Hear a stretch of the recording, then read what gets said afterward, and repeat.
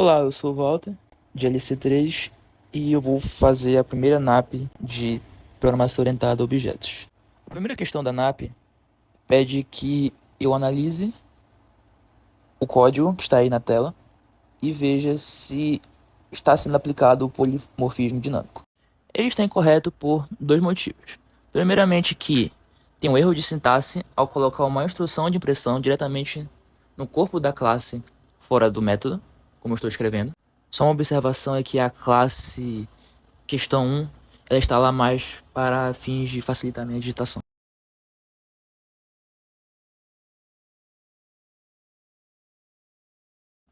O outro problema é que, ao declarar o método emitir som, string nome, na classe cachorro, foi alterada a assinatura do método, adicionando um parâmetro.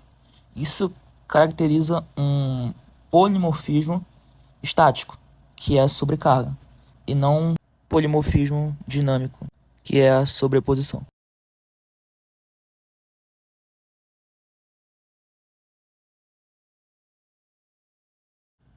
Agora, para corrigir, primeiramente vamos fazer só a classe questão 1 ser pública. Vou manter a mesma assinatura do método emitir som na subclasse cachorro sem parâmetros. E vou adicionar a anotação override. O polimorfismo dinâmico ocorre quando declaramos uma referência da superclasse animal que aponta para um objeto da subclasse cachorro. A resolução do método executado ocorre de forma dinâmica, em tempo de execução através de vinculação tardia, criando uma variável diferente da que já fez. Pronto. Vou executar. Pronto, vamos à segunda questão. A questão solicita a criação de um exemplo prático de polimorfismo estático, ou seja, usando sobrecarga de método. Estou começando criando uma classe chamada calculadora, no qual vai possuir dois métodos somar. Só uma rápida definição do que é o polimorfismo estático. Ele é a capacidade de definir múltiplos métodos com o mesmo nome dentro da mesma classe, desde que possuam listas de parâmetros diferentes, seja em quantidade, tipo ou ordem de argumentos. Como você pode ver, ambos os métodos são diferentes em seus parâmetros, com tendo um parâmetro mais focado em números inteiros e o outro focado em somar números com decimais. A resolução de qual método será chamado é realizada pelo compilador em tempo de compilação, analisando estritamente os tipos dos argumentos passados.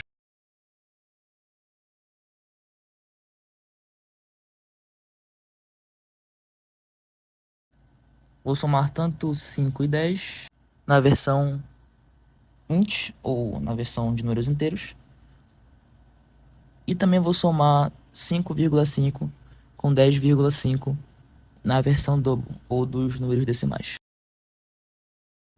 Vou executar. Pronto. Vamos para a questão 3.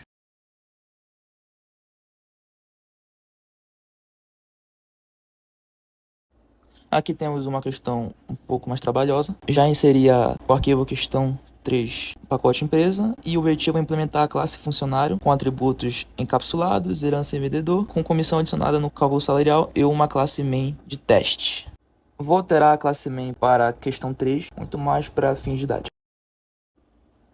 Vamos começar criando a classe funcionário com o nome de salário.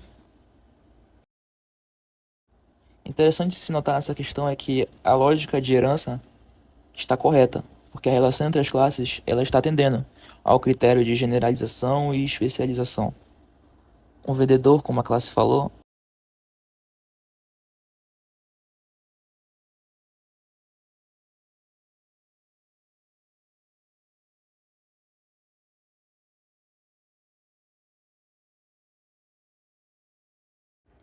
agora vamos criar a classe vendedor, o qual vai herdar os atributos de funcionário, da classe funcionário, só que incluindo a parte da comissão.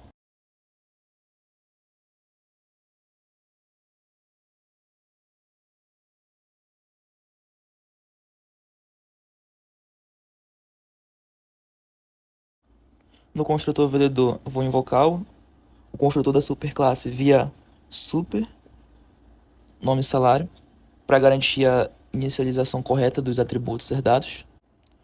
O método calcular salário foi sobrescrito, por isso que eu usei o override, na classe derivada para adicionar a lógica específica de negócio, salário mais comissão, fazendo uso de super calcular salário, para reaproveitar a lógica de cálculo da superclasse sem expor seus atributos privados diretamente.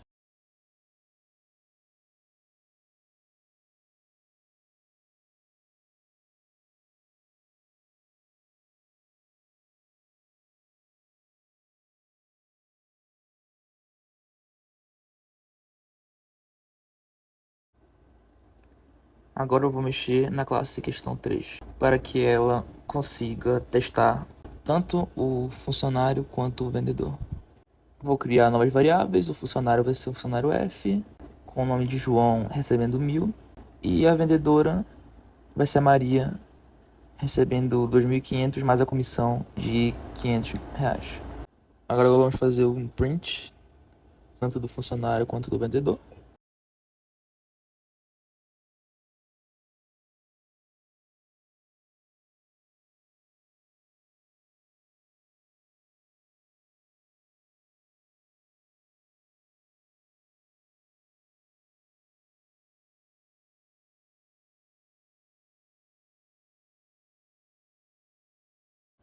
E vou executar o código. Código executado, vamos para a questão 4. A questão 4 pede para implementar a interface pagamento, as classes concretas Pix, cartão crédito e débito e avaliar possíveis erros na abordagem. Só vou corrigir que o método deve ser unificado e não deve ter espaço no identificador. Ou seja, realizar pagamento deve estar tudo junto. Definindo o que é interfaces, elas são utilizadas para estabelecer contratos comportamentais estritos entre os componentes do software, desacoplando a definição do comportamento de sua implementação real. Isso permite que novas formas de pagamento sejam adicionadas ao sistema no futuro sem necessidade de modificar o código cliente existente que consome a interface pagamento.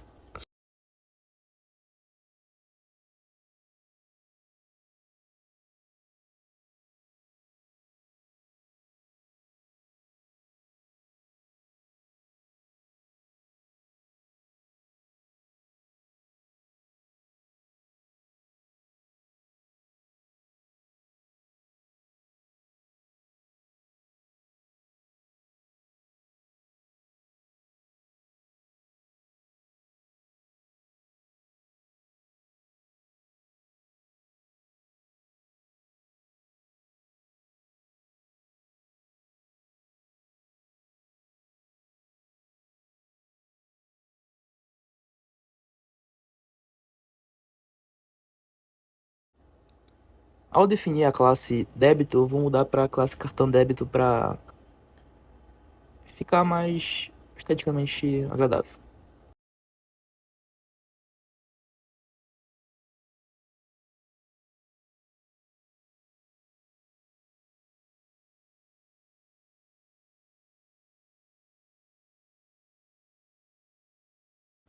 Vou mudar os nomes para P1, P2, P3, pagamento 1, pagamento 2, pagamento 3 e vamos executar.